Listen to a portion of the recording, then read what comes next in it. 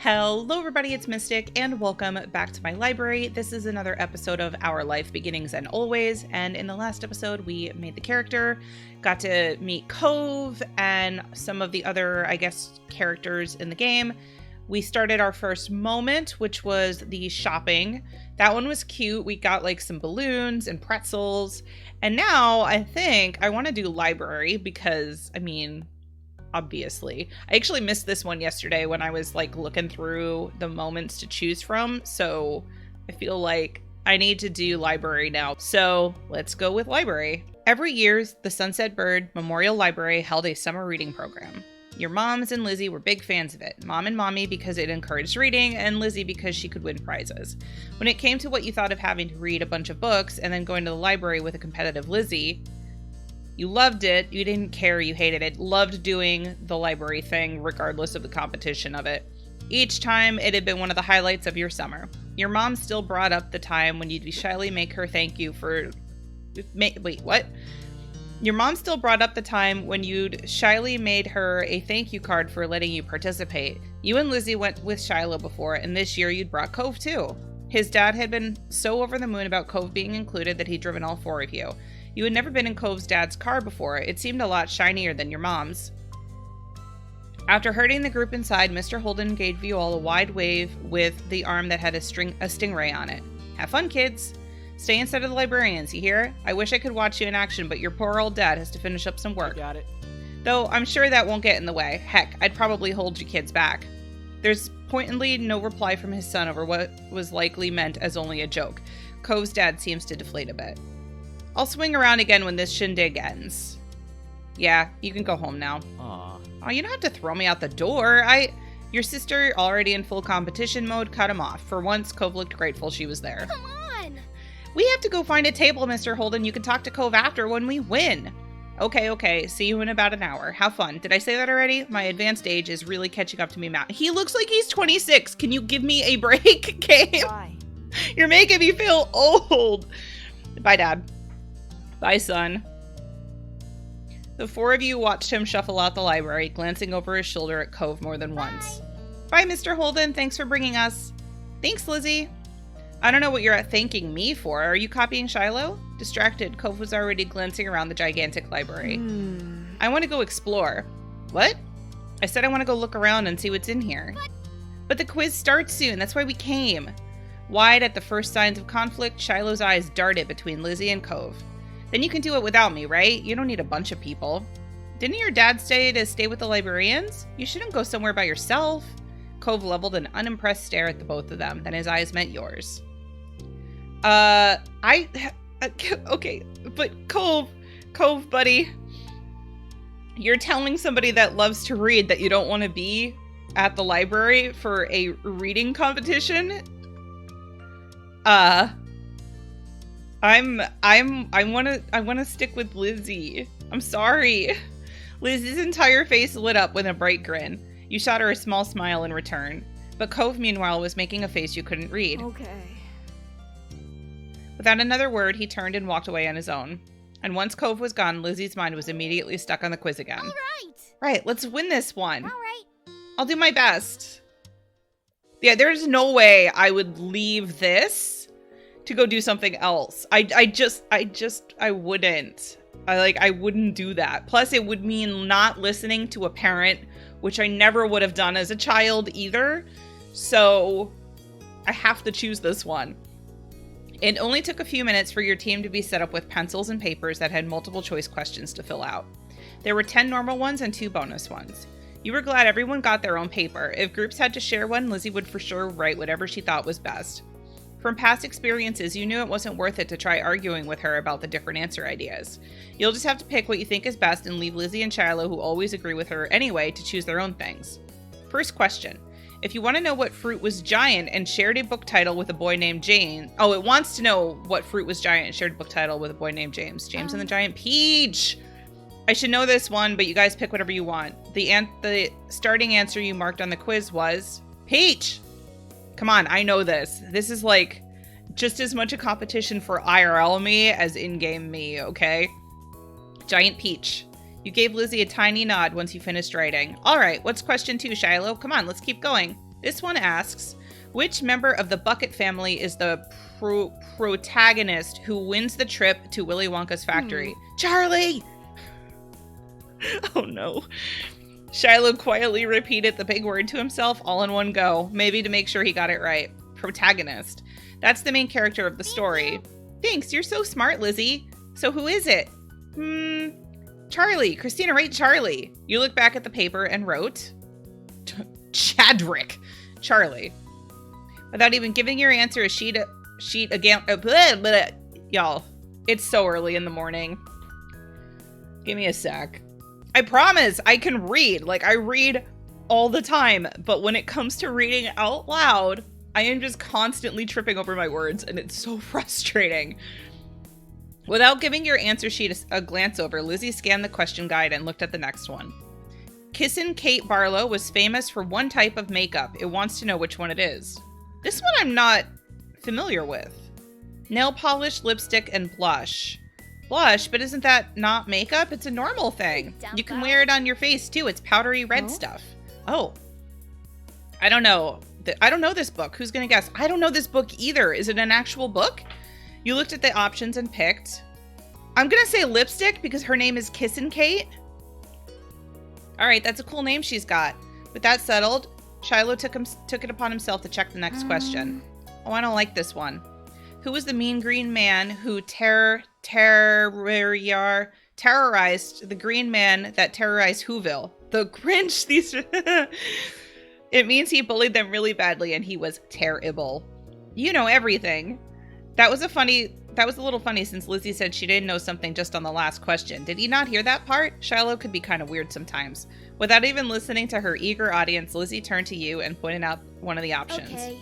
It was the Grinch. Pick that one. You put your pencil to the paper and mark Grinch, Grumpy, and Greenie. Grinch. You marked down the Grinch as the bully who picked on Whoville. By the time you finished writing, your sister was already on to the next one. Which of these stories was not written by Hans Christian Andersen? Ooh. One of these is The Little Mermaid. That's an ocean book. Cove is going to be sorry he didn't do the quiz. Yeah, I bet he wishes he didn't go off by himself. Since those two were focused on talking about Cove while he wasn't here, you decided to check for yourself what was written. I know for a fact that The Little Mermaid was written by Hans Christian Andersen, and I'm fairly certain Cinderella was as well, because if I remember correctly, Hans Christian Andersen was messed up. And the books that he wrote are very different from the Disney stories. Like, they're very morbid, and yeah, I am almost positive it's Cinderella because I remember what the stepsisters did to their feet in order to fit in the glass slipper. Again, not in the Disney-fied version of this, but I do not recall Thumbelina being one of his books. Thumbelina was your choice. Okay, now what? It's question 6. We're so far. Yeah, we're making good time. The other groups are probably still on question 3. For this one, we just got to answer. What's the name of the darling family sister who flies with Peter Pan in the first book? Jo sounds like Jojo. That's a good name. What's your cat's name? Who would want to name their book after your cat? I think it's Wendy. Right. It is Wendy. Right, it's got to be Wendy. I was only saying. You went with Wendy, Lisa, and Jo. Wendy. Lizzie wasn't showing any sign of slowing down, and she went right into the next one. No. Cub, Tiny Bear, and Baby Bear. Which was the one from Goldilocks and the Three Bears? Lizzie confidently marked down a choice. This time she hadn't declared her thoughts out loud. Shiloh moved to write as well, stopping only briefly to check over Lizzie's shoulder just in case. You're certain he wanted their quizzes to be exactly the same. Friends always match. That's what he liked to believe. You decided that the best sounding answer was, it's Baby Bear. Baby Bear made the most sense to you. Hey, this next one is only a question. They're all questions, Shiloh. It says, I'm late for a very important date. Who am I? The White Rabbit. Oh. The answers were all animals with colors. Ah, I remember. It's the Alice story with the White Rabbit. I really, Really? Really what? It's okay. I thought that was it, but we don't have to go with that one. It's okay. Shiloh, have some confidence, buddy. The animal who was always running late was the White Rabbit. Lizzie watched you finish writing and bit her lip at the next question. The Narnia series of books ended with one girl being, hey, is this the real ending? I didn't get to the last book yet. Jeez. I'm not looking at the list. I'm not looking. Write something down for both of us. You pulled the paper away from Lizzie's dramatic show of covering her face and turning away. Out of the girls who visited in the books, the one left out of Narnia in the end was... Oh, no. Okay, wait. It's definitely one of the Pevensies. But is it Lucy or is it Susan? Susan's the older sister. I believe Lucy went, but wasn't the issue that Susan was too... Oh, God, I haven't read Narnia in like 15 years. I'm pretty sure the older sister, Susan, could not go to Narnia in the last book because she was too old. So I'm pretty sure that it was Lucy that went. I'm going to say Susan. I'm not positive. Poor Susan, but you checked her full name and glanced up at Lizzie again. Are you done? Yep. Here, I'll read the next one. Thanks. Shiloh lit up with delight at the word, then cleared his throat. The middle initial B in Child Detective Junie B. Jones' name stands for... I never actually read Junie B. Jones. Did I? I read a lot of Harriet the Spy. And Nancy Drew. I don't remember Junie B. Jones. Your older sister slumped forward with a sigh. There are so many different book questions. No one could have read them all. Sorry, Lizzie. You guessed that the B in Junie B. Jones stood for Brenda, Beatrice, or Brittany. I want to say Beatrice. And for no other reason that just kind of makes sense for some reason. Junie Beatrice Jones. The other two put something down as well. The next one is a bonus question. We're almost done. Oh yeah, we can make up anything we missed on this one or the next one. It's not really a book question though. The sun being blacked out by the moon was a phenomenon called... They put some astronomy books on the bonus reading list. I haven't gotten to them either. But I think it's a solar eclipse. It blocks out the sun, right? Well, wait a minute. What was the question? Is there a way to see the question? Log. There. The sun being blocked out by the moon. So yeah, it's a solar eclipse. Because it would be a lunar eclipse if the moon was getting blocked out by the planet's shadow, but that's not what they're asking. Okay. The sun being blocked out by the moon was a phenomenon called a solar eclipse, you decided. Your teammates have kept on trekking forward to reading the final bonus question. What? This one is even less on our reading list. Huh? How? Fill in the remaining letters to complete the title of the book that's a classic English children's literature, The Secret Garden. Game guessed garden. I have no idea why are all these questions so bad. Shiloh glanced down at his lap and started twiddling his thumbs. You think he wanted to apologize again, but the words were left unsaid. From the G'd word list, you went with garden. It was actually one of my favorite books as a kid. The Secret Garden has a nice ring to it. I'm finished. With all the questions answered, Lizzie beamed. Okay, we need to go hand these in. I can do it. Here. He snatched up Lizzie's and even your own paper and hurried up to hand it over to the judge. Lizzie decided to get up from the table too. Hey, Christina. Thanks for doing this again. It's not as much fun without you. We have to do it every year. Aw, Lizzie. Lizzie grinned, and just in time to prevent you from saying anything else, Shiloh skipped back over. All done. It'll be a couple minutes, sorry, but I asked them to come to us first. That's smart. Cove's dad should be here soon. Yeah. Yeah, he doesn't like to be late. Ah. As though he was a ghost, Cove suddenly appeared, standing behind Lizzie. Hi, Cove. I guess your dad isn't like the rabbit. When did you get here? He shrugged. A while ago. That one question about the classic book was The Secret Garden. Oh. Lizzie hopped, her eyes rolling to the side. They must not have picked that answer, and the revelation seemed to end the conversation. The four of you sat at your table and waited. Now that you were close to the scores, Lizzie's mood had gone right back to being just as intense as before. She wanted to win. Win something, at least. You could tell that Cove was kind of thankful he hadn't stuck around to compete. Finally, the librarian came up to the table with a basket of prizes. Group 6. You kids did fantastic. Here's a poster, bracelet, some temporary tattoos, and stickers as well. Thanks for participating. Lizzie snatched up the prizes and clutched them to her chest. Her smile was polite, but her eyes were all competitive fire. Yeah. We're definitely going to win first place next year. That's the spirit. I'll be looking forward to seeing you all then. Prizes delivered, the librarian wandered off to the other groups, let them know how they done. Right as Cove's dad spotted you from between the bookshelves. Wait, I wanted to know how well I actually did. Because I'm pretty sure I got them all right. Hey kids, how'd you do? Huh? Oops, I skipped something. Hang on. We might have won first place if Code have stayed, but he didn't, so he didn't. Huh? Cove, you left? I wanted to look around. But you're friends. It's okay, Lizzie's really smart. And Christina and Cove too, wasn't this fun? Your sister looked down at her prizes, then flashed her best, friendliest fake smile at Mr. Holden. Uh-huh. It sure was. Those stickers were probably going to end up all over the house. That's... Even so. Next time you should... Cove? Cove? Dad's Cove's dad glanced around, slightly frantic, but Cove, just like always, had snuck off without thinking to say anything. He's leaving. Cove's trying to be the first one to the car.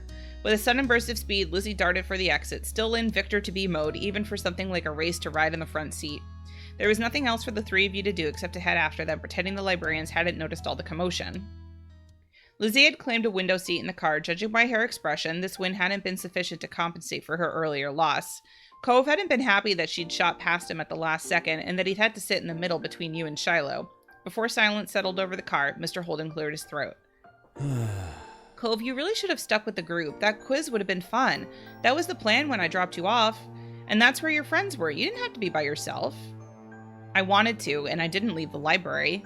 I'm glad for that, but well, there's a lot of trouble you can get into on your own, even in a library. Just be careful next time. I worry about you, and I bet I'm not the only one who didn't want you to unexpectedly run off. Okay, son? Okay. That's my boy. Now enough guff from your old dad. Sorry we didn't win, Lizzie. You did real good still, and I had a great time. That's the spirit. Maybe if they had taken my answers, they would have won. Judging by how Lizzie pulled her arms closer to her chest, she didn't agree with this sentiment. She looked over her shoulder at you, her expression softening. Thanks for doing the quiz anyway. We'll win for sure next year. You nodded, making her face brighten. Yeah, even if it means we have to read everything. Maybe we should get started now. We'll go over the whole library. That actually sounds great. You can't read all that. Just watch us. I don't want to watch you read. You kids, no need to fight. It's good that you're setting your sights high, though. You were glad that you spent the day with Lizzie and Shiloh, regardless of whether you won or lost. The summer wouldn't be the same without this tradition. Okay, so we're done with library. Yeah, we'll do grown up. One sweltering summer day, you were in your living room with Cove, listening to the sounds of the birds chattering outside the window while you lay across the rug on the floor. Cove's dad had dropped him off earlier, and your moms had left the two of you, along with Lizzie, to play amongst yourselves. It had been too hot to go outside in the afternoon, at least according to Mommy, so your sister was starting to get impatient waiting for her golf class that evening.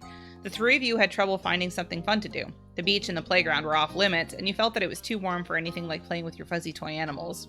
Then suddenly a light came to Lizzie's big brown eyes, and her smile spread wide across her face. Having an idea gave her a new wave of energy. Since we're stuck inside, we should be adults. They don't play outdoors anyway. They're always stuck inside and telling everybody they're too busy to play. Why? Duh. I said why, and it'll be fun. Duh. What do they do inside that we don't, besides use the phone a lot? Excluding a small huff, Lizzie decides to ignore Cove. What do you think? Christina, what do you think? What do you want to do? Cove said it. That doesn't sound fun. I bet we could come up with something else. I don't know. I want to. I mean, I did always like playing house as a kid. Sure. You do? Seriously? Yeah. Hooray, let me think. What do I want to be? Satisfied that neither of you were about to bail on her, Lizzie thought over her options while you watched. After a few seconds, she clapped her hands together and beamed, apparently having settled on something without asking either of you. Okay, I'm going to be a professional golfer. Christina, you and Cove can be a beach volleyball player and a gymnast or a tennis player. Why can't we pick anything we want? Because I have a fun idea, that's why. And we have to play sports as adults? Yep. There's other kind of sports too. Right? It isn't the same. What do you think, Christina? Don't those choices sound super cool? You want to be that, huh? Isn't there anything else we can be? Lizzie stomped her foot on the ground. Nope, come on, just decide already. Knowing Lizzie wouldn't let this go anytime soon, you sighed. Cove was not impressed with Lizzie's attitude, though he didn't bother talking more about it for now. You thought over the list of possibilities: beach volleyball, gymnastics, or tennis. Out of all of them, you preferred to play. I was in gymnastics for quite a while, but I ended up injuring myself, so I had to stop. I did really like volleyball, though, so let's go with that. If you couldn't spend the afternoon at the beach for real, then you might as well pretend you were there. You could even wear your swimsuit to make it seem more realistic, although Lizzie probably wouldn't let you run off and do that now that she had you here. Yes, that was clearly the option. I guess I'll be a volleyball player. All right. How about you, Cove?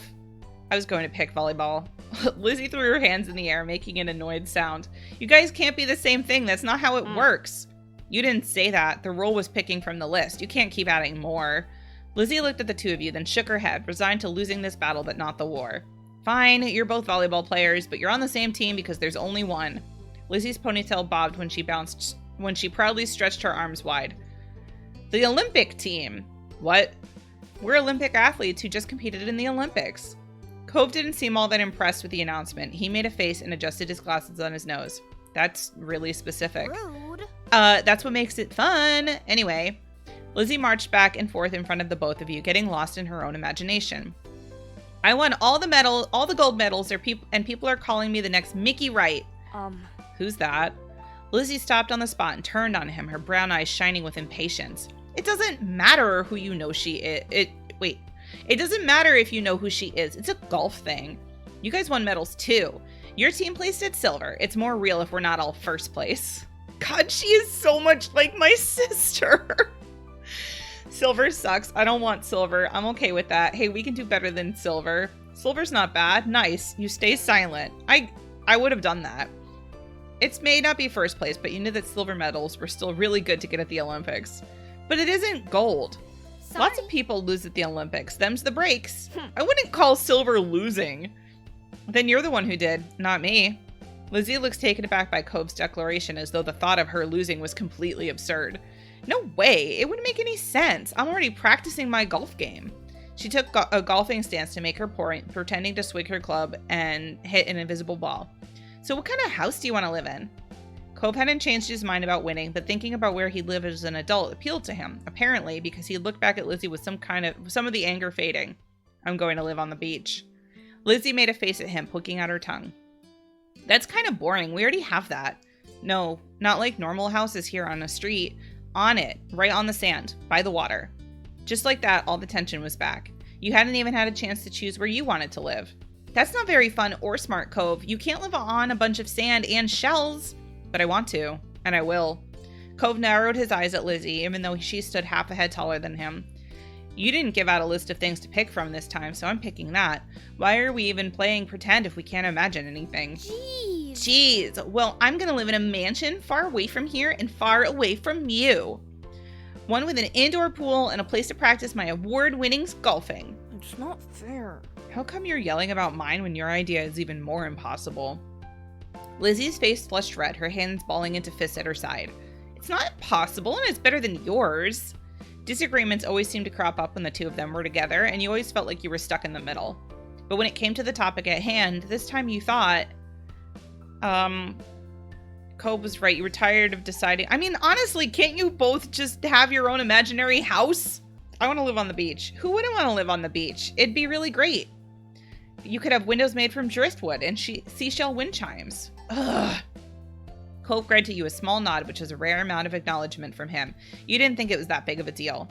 You can swim whenever you want if you live on the beach. You can still swim anytime you want from where we live now. Being a little closer doesn't mean anything, says you. The two of them scowled at each other. You're being unreasonable. I don't get what you want. This game doesn't make sense. Ugh. It does. You just have to be realistic. I said that. But you're not. You had no idea what to do to make them stop at this point. It seems like the two of them would just keep working up each other up as long as they could. Nothing you said so far had kept them from being mad. Thankfully, like a greeting card angel, Mom walked into the room. Lizzie rushed to her, hanging on the hem of her shirt and poking out her tongue at Cove. Lizzie, Christina, it's time to get ready to go. All right with that? Sorry, you have to leave already, Cove. Their mommy said she'll walk you home so you won't be left in the cold. Cove was still glaring at Lizzie, his face flushed red with anger. I can go by myself. But without giving Mom a chance to stop him, Cove stood up and stalked out of the room, shoulders drawn tight. Huh? Okay? Worried, Mom turned to look down at you and Lizzie. You two were playing nice with our new friend, weren't you? Oh. I would never have lied to my mom, especially if it was my sister, the one that was doing something wrong. They were fighting, Cove and Lizzie, for the whole time. Your sister's jaw dropped, looking betrayed as Mom put both hands on her hips. Elizabeth! I told you to be kind to him. He's having a hard time right now. Lizzie's mouth closed back up, replaced by a tiny frown. I know, I tried, but he was... No buts. We both know you can show someone a great time when you put your mind to it. We're going to apologize to Cove and his dad over the phone when he gets home from work tonight. Lizzie hung her head, dragging a foot across the ground in front of her. Okay, Mom. Good girl. You caught pieces of Lizzie sulking to her room about how it was his fault too, but it was over. All right, we better get a move on. Let's go. Let's go, kids. Nolani, where did you leave the car keys? Mom hustled you all to the door, and you noticed during the car ride to the golf practice that Lizzie was quieter than usual. She was usually the first one to request which music to listen to in the car, but she didn't say a thing. Your parents noticed she wasn't in a mood to be bothered. They gave her space, and Mommy just asked you what you'd like to listen to. You picked your favorite song. It always made the car ride more fun. You chose the soundtrack to a cool movie you saw a couple months ago. You chose a song you knew Lizzie liked. Yeah, you know what? Let's cheer her up. You were happy to see it brightened her up right away, and she started singing along with you. Soon enough, her bad mood was a thing of the past. When the car ride was over, you spent the twilight hour watching Lizzie hit things with other girls her age. You didn't know much about golf, but you could tell that she really liked it, so you sat with your mom and tried to puzzle it out. It was nice sitting outside after being cooped up in the house all day, and you stretched out your legs to let the last few minutes of sun warm your skin. When the sun was finally out of sight, dipping behind the horizon, you all got ready to leave. Instead of going straight home, your moms took the family out to dinner. You went to a restaurant you had been going to ever since you could remember. The whole afternoon had been a bunch of shouting you hadn't been able to stop, but you could kind of tell that this all helped Lizzie be less angry. The car ride home was quiet, only the radio providing escape from silence. Lizzie had been in better spirits now, but the closer you got to your neighborhood, the more she wiggled in her seat and frowned out the window. She knew what was coming when you all got back home. Clearly, she was dreading it. Soon enough, Mom was turning out onto your street, then reversing into the driveway. Once she caught the ignition, it was dead silent. No one spoke, only unbuckled their seatbelts and opened their doors. Lizzie was the last one out. Once everyone was inside and done taking off their shoes, she propped her hands on her hips. So, Now then, Mr. Holden's car's in the driveway, so he should be back from work. That's good news, isn't it, Elizabeth? You and Cove can hash things out before the day is done. Lizzie didn't complain or put up a fight. Her head ducked so she didn't have to meet anyone's eyes. She nodded once. Good, let's move this to the kitchen. Mom went over to the house phone, the rest of you following behind her. Mommy put a gentle hand on Lizzie's shoulder as they walked side by side. You watched them from the back. This was only happening because you told on Lizzie. You didn't regret it. You felt a little guilty. You hadn't liked doing it, but you had to. But it was her fault for doing it in the first place. This one. Being a tattletale didn't feel good, and you wouldn't want someone else to tell your moms everything you did. Still, your mom had asked directly, and you wanted to be a liar even less. The four of you stood around the kitchen in a lopsided square. All eyes were on Lizzie, who kept her gaze on her feet. You remember the number for Cove's house, don't you, honey? Lizzie jerked her head in another sullen nod. Without further prompting, she stepped forward and began to dial. Mom reached over and pressed a button on the base. Suddenly, you can hear the phone ringing. She turned on the speaker. The phone rang a couple of times, then stopped. Mr. Holden's warm voice came through the other end. Evening, Holden residence. Lizzie looked over at Mommy, unsure. She nodded encouragingly. Hi, Mr. Holden. It's, Lizzie. Can I talk to Cove? Absolutely. Lizzie, library, what a surprise. But of course you can. Say hey to the boy.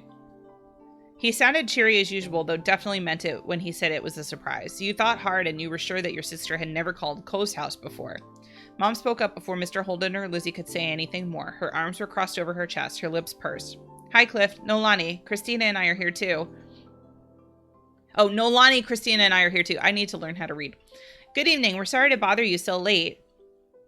You spoke up to say hi too. Hi. The gang's all here, huh? Is something the matter? His voice grew a bit concerned. Mommy was quick to reassure him. No, well, yes, but it's going to be okay. Lizzie and Cove got into a bit of a fight today. We were hoping that the two of them could talk and make up. Is this a good time for you and Cove? What? A fight? Cove didn't tell me anything about that when I came home. It does explain the funk he's been in tonight. He chuckled lightly. Despite that, it didn't seem like he really thought it was funny. Anyway, it's good you didn't catch us at a bad time. I'll go grab him for you. There was some shuffling on the other end. He must not have gone far because you could still hear him calling out. Cove, there's someone on the phone for you. After a beat of silence, there was more muffled talking from Cove's dad. Come on, bud. Lizzie called just so she could talk to you. It took a bit of back and forth through the conversation, though the conversation seemed one-sided since you couldn't hear Cove properly. Eventually, Cove took the phone from his dad. Hi. Hello? Hey, it's Lizzie? Yeah, I know. Dad told me. Cove's tone was defensive. Lizzie turned to Mom, scowling. One stern look from her, though, and Lizzie turned away. Sorry.